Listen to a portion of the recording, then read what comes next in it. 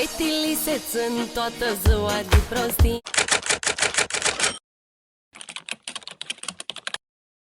Bă, dacă te arestează, te scoatem noi, e clar? Ori despăgubim pe păgubaș, ori tocmim un avocat. În orice caz, că stai acolo, leafa-ți merge, mă, n-ai treabă. Cum l-ai pus tu pe ăsta, bă, inconștientule, să facă treabă? Tu nu știi că ăsta are certificat de handicapat și că ăsta n-are voie să facă treabă? Să vezi pușcăria, dracu, ce face. Nea primale, ai venit. Întreabă lumea, ce-a făcut Cheladul în Năvodari în ultimii 4 ani?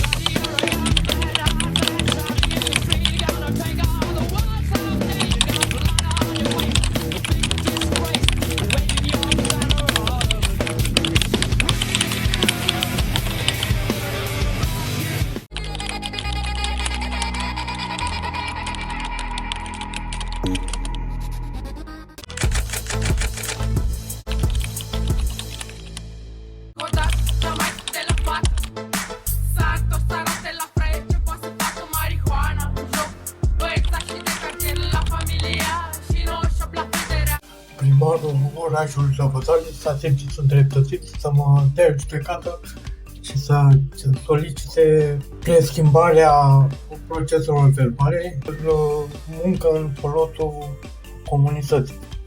Nea primare, ai venit.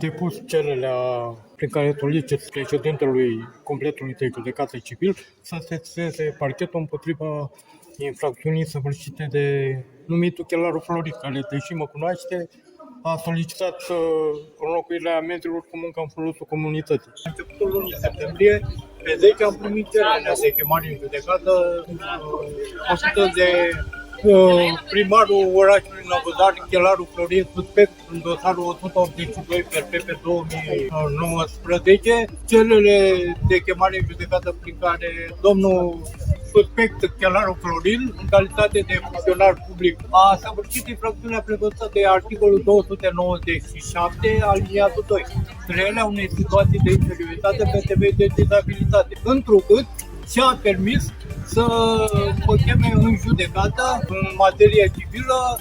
Cererea de chemare în judecată a fost ca obiect înlocuirea amenzilor date de către subalternii lui, amenzi care fac obiectul dosarelor penale. A solicitat înlocuirea amenzilor cu muncă în folosul comunității. Deși eu am o deficiență majoră vizibilă, am o dizabilitate pe care domnul primar Chelaru Florin o cunoaște. La judecătoria Constanța, unde astăzi am avut termen pentru acțiunea civilă intentată de primarul orașului Năvodari, Chelaru Florin, suspect în dosarul penal primar care făcea strigături după mine pe stradă. M-a chemat la poliție, m-ai dat în judecată. Și i-a spus, primare, nu te-am dat în judecată, te-a luat parchetul, pentru că tu ai săvârșit infracțiunea de abuz de serviciu în concurs de infracțiuni cu infracțiunea de delapidare. Astăzi am avut termen. Doamna președintă a acordat un nou termen în baza faptului că nu am depus certificatul care atestă faptul că eu am incapacitate de muncă pierdusă în totalitate, în sensul că i-am spus și doamnei președintă, dacă pot, cu cea mai mare plăcere.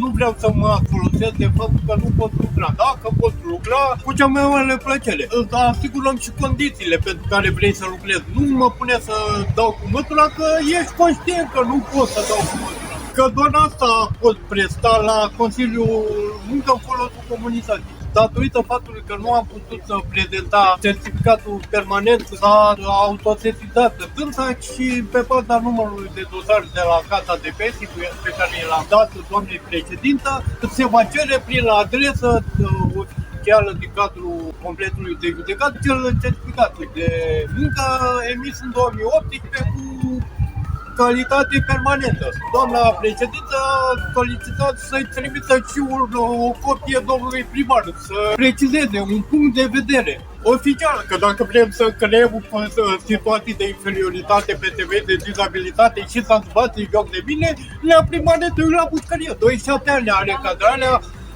infracțiunea de abuz în serviciu prevăzută de articolul 297 din Codul Penal, aliniatul 2. Doamna președintă mi-a spus că poate n-a știut.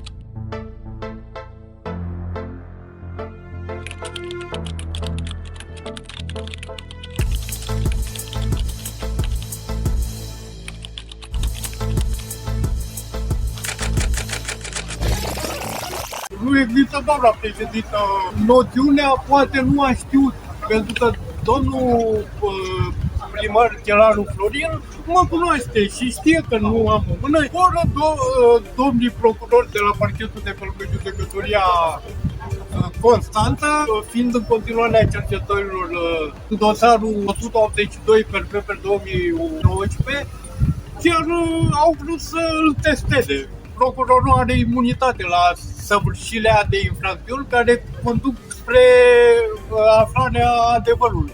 Însă primarul n-are.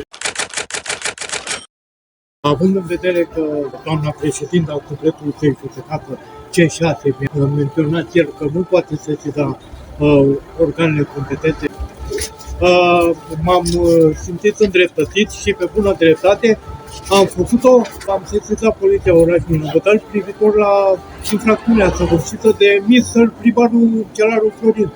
Chelaru Florin fiind un suspect în dosarul 182 per 2019. Aș fi vrut să-i dau și infractorului Chelaru Florin, care creează situații de inferioritate pe temei de dizabilitate către instituția judecătoriei Constanța, aș fi vrut să-i dau un drept la replică, însă pe semne domnul primar are multe altele de făcut. 27 ani ne achelare încadrarea penală. Odată cu termenul din 9/4/2025 s-au dat 4 termene de amânare a pronunțării, iar într-un final, la data de 13 iunie 2025, s-a dat soluția finală. Aceasta nu este definitivă și poate fi atacată cu recurs. Însă nu cred că sunt șanse ca domnul primar să aibă câștig de cauză, chiar dacă va face apel, deoarece sunt sigur și sunt convins că doamna președinte, care a judecat cauza pe fond, nu ar fi ezitat în niciun fel să mă oblige să prestez muncă în folosul comunității. De la bun început, cererea de chemare în judecată nu avea obiect, însă primarul a vrut să își facă ambiția pe banii colectați din taxe și impozite, că doar dosarul cu 100 de file trase la Xerox nu l-a plătit din banii lui.